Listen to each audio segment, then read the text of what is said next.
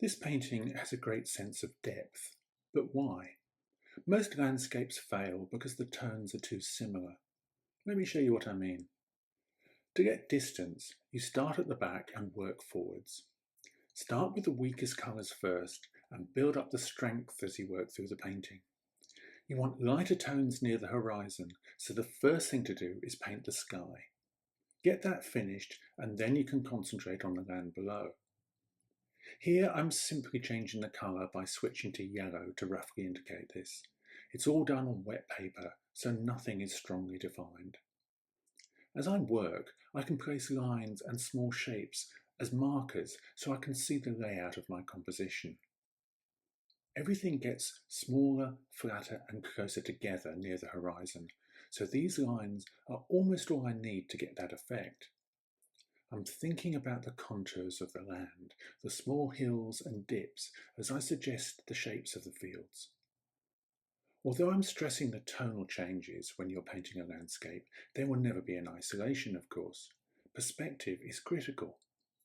Colour and composition are important too. I build up the shapes in the distance while it's damp, so I get a softness to them and they're effectively out of focus. This creates instant atmosphere. I'm using a limited range of colours, doing some mixing on the palette but also on the paper for a fresh look. You want to get the background completed before moving on to anything else. In many ways, it's the most critical part of the picture. If it doesn't ring true, the painting as a whole will fail.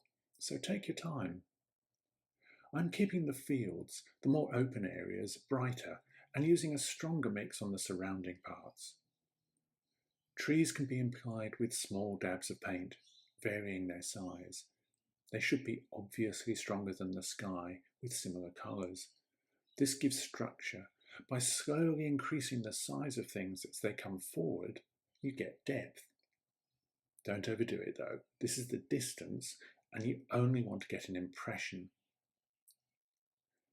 So once that's finished, you can move on. Try to avoid working back over wet in wet areas once they've dried. It's hard to blend new brush marks into those soft edges. I'm adding colour to the fields in front, working down from the finished areas. Stronger colour in these closer fields will bring them forwards, and the contrast of the yellows compared to the greens and blues helps with this. Rather than just randomly filling in over the initial tint, I'm thinking about the composition as before. So I brush in loose lines suggesting this.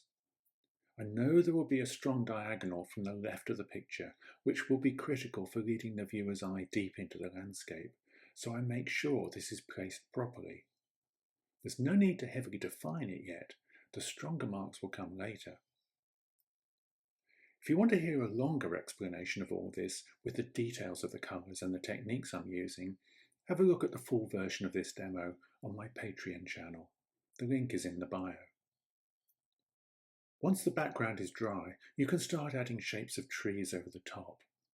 They need to be a little stronger in colour because they're closer, so compare them to the bits behind. This is a crucial and potentially tricky bit. You want the colour to be stronger and the dark parts to be darker than anything else. But these shapes are still in the middle distance, so they can't be too dark. You have to balance it. When I start adding the real darks, it's so much easier to judge. In fact, sometimes I'll place a small patch of dark on a painting as a tonal reference point that I can use to help with this. If you have problems getting a range of tone in your paintings, you might like to try this too. You can see how the dark tones of the massive trees and bushes on the left increases the contrast enormously. The field now appears so much brighter. If you didn't use enough colour in that field, it will look washed out. It's an easy mistake to make. You can now see that the background is obviously muted and soft. It's got more blue in those colours, which adds to the effect, but it's more about its lighter tone. If the dark trees were a similar tone to the rest of the painting, they would all blend together and the picture would appear flat. The silhouettes of the trees are important, so I take some time to get it right. You want to keep the tonal strength fairly consistent, but build in colour changes and make sure there are breaks where the light can burst through. Amongst the larger dark areas, I add some hints of trunks and branches, as well as a few finer suggestions of leaves out on the ends against the sky.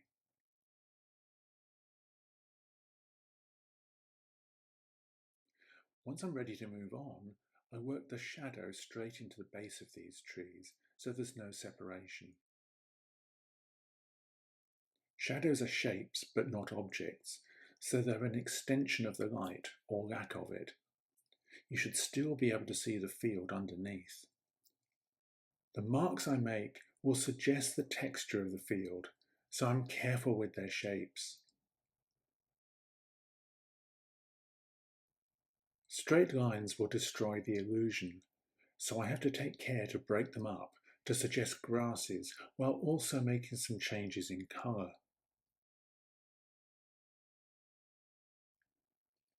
I try to do this boldly so I'm not bogged down in any detail. The overall shape should do the job. And I have to remember to leave some small breaks in the shadows to reflect the gaps in the trees too.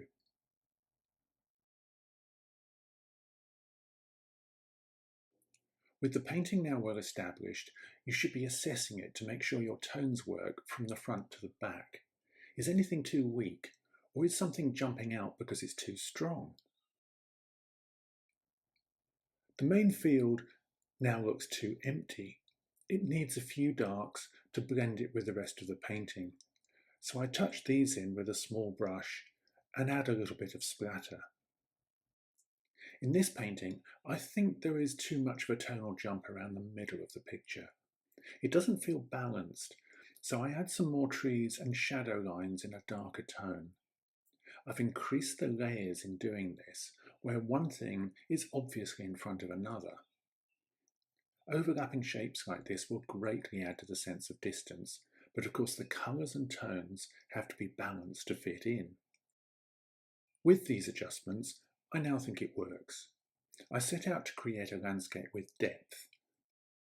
Wherever I am, the wildlife is an important element, so I'm ready to add a few birds in the sky for their atmospheric presence, movement, and incidental interest. If you've enjoyed this, then please like and subscribe. And don't forget, there's a much longer version available on my Patreon channel, along with a variety of other demonstrations.